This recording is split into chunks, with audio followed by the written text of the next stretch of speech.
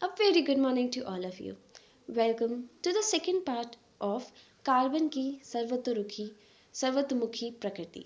इससे पहले बच्चों हम लोगों ने कार्बन के अपर रूप के बारे में पढ़ा था। अब हम थोड़ा और आगे जाएंगे और देखेंगे कार्बन जो इतनी जगह पे हमें पाया जाता है।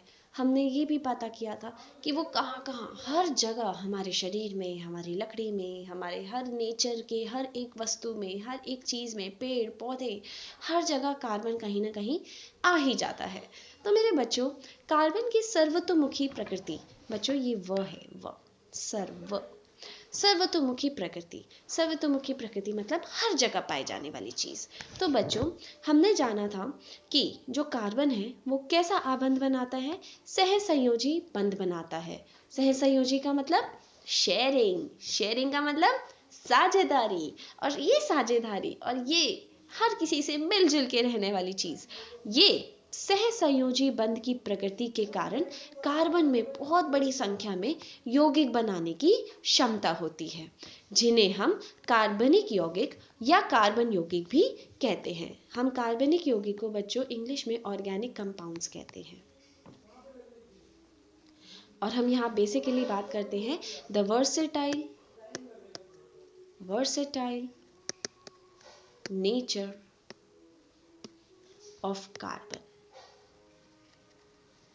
ओके, तो बच्चों ये जो कार्बन की सर्वतोमुखी प्रकृति है, एक दो कारणों से होती है। सबसे पहली श्रृंखलन और दूसरी चतुसंयोजकता। श्रृंखलन का मतलब होता है, ये वर्ड आया, ये हमारा जो शब्द है ये आया श्रृंखला से। श्रृंखला क्या होती है? श्रृंखला मतलब चेन। आप लोग चेन खेलते होगे जरूर। तो आप जब चेन खेलते हो तब क्या होता है, एक इंसान दूसरे इंसान को पकड़ते तो वो उससे जुड़ जाता है, दूसरा तीसरे को पकड़ता है तो तीसरा जुड़ जाता है। तो ऐसे करते करते कार्बन के अंदर एक बहुत अच्छी खूबियत है, वो श्रृंखलन करने में बहुत ही सक्षम है। और चतुसंयोजकता के बारे में तो हम जानते ही हैं।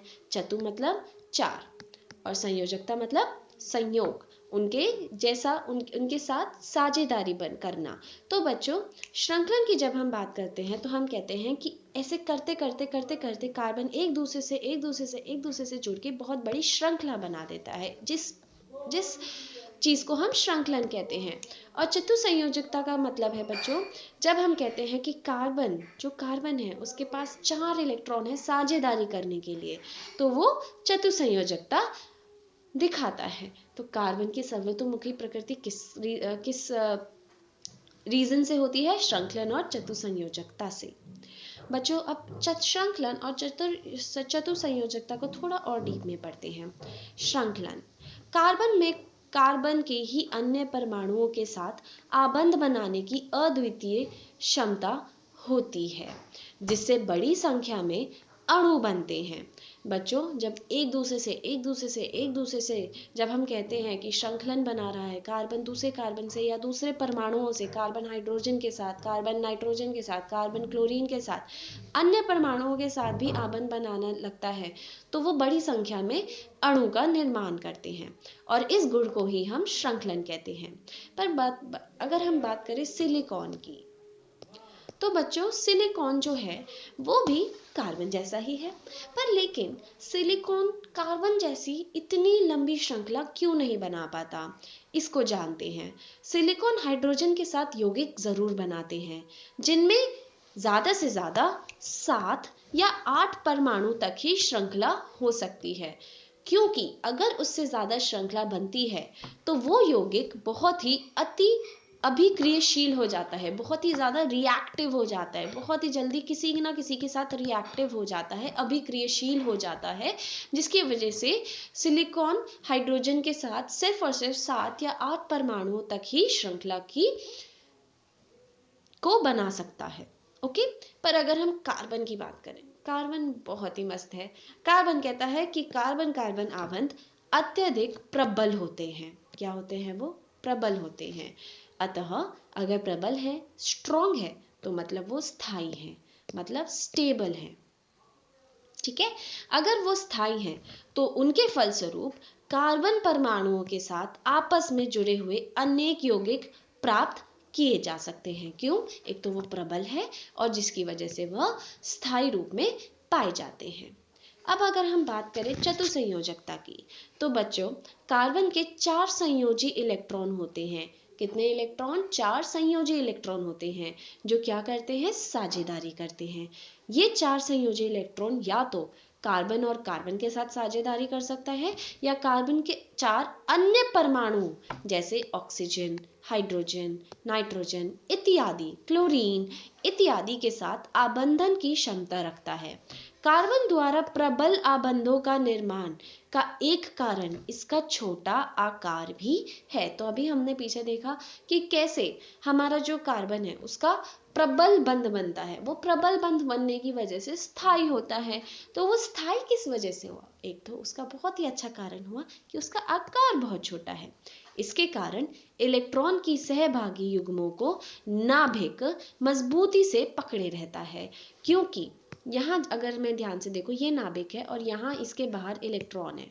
ठीक है, अब ये क्या करेगा? क्योंकि इसका आकार छोटा है, इसके आकार छोटे होने की वजह से क्या हुआ? इन सब पे नाभिक का ज्यादा असर होगा, मतलब ये ज्यादा उनको खींच के रखने की कोशिश करेगा, जिससे क्या होगा कि कार्बन ज्यादा से ज्यादा परमाणुओं को अपने पास रखने की क्षमता रख पाएगा और उसकी वजह से ज्यादा श्रृंखलाएं भी बन जाएंगी। तो बड़े परमाणुओं वाले तत्वों से बने आबंध की तुलना में अगर हम बड़े परमाणुओं वाले तत्वों से इनकी यानी कार्बन को के साथ कुछ बनाते हैं तो वो इतने तो वो बहुत ही दुर्बल होते हैं। ठीक है, अगर बड़े परमाणु लिए तो, परंतु कार्बन का आकार तो छोटा है तो वो क्या करेगा? उसका नाभिक के ऊपर जो इलेक्ट्रॉन होंगे सहभागी युग्मों को नाभिक मजबूती से पकड़ पाएगा, पर ऐसा बड़े परमाणुओं के साथ नहीं होता। क्यों? क्योंकि बड़े परमाणु वाले तत्वों से बने आबंध तुलना में अत्यंत दुर्बल होते हैं, मतलब वीक होते हैं। समझ में आया सभी को ये वाली बात? तो बच्चों कार्बन सर्वतोमुखी प्रकृति क्यों दर्शाता है? क्योंकि वह सहसंयोजी बंध बनाने की प्रकृति की वजह से, सहसंयोजी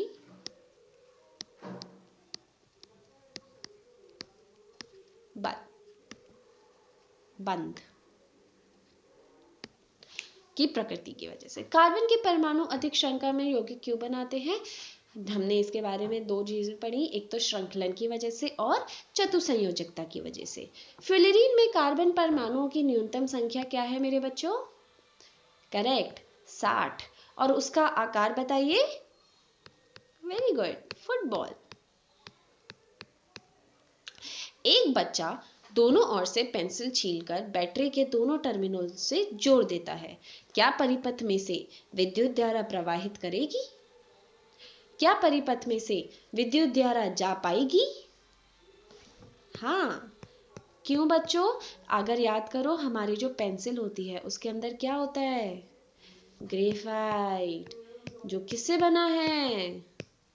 वेरी गुड, किससे बना है? कार्बन से बना है। और इसके अंदर जो कार्बन होता है वो कैसा होता है? सुचालक होता है। तो सुचालक होने की वजह से उसमें विद्युत धारा जरूर जाएगी। ये बात सभी को समझ में आई? आई होप आपको ये वीडियो अच्छी लगी हो और आपको कार्बन के अपर रूप और कार्बन के सर्वतोमुखी प्रवृत्ति समझ में आई हो। बहुत बहुत धन्यवाद। वीडियो को ज़रूर लाइक करिए। Thank you so much.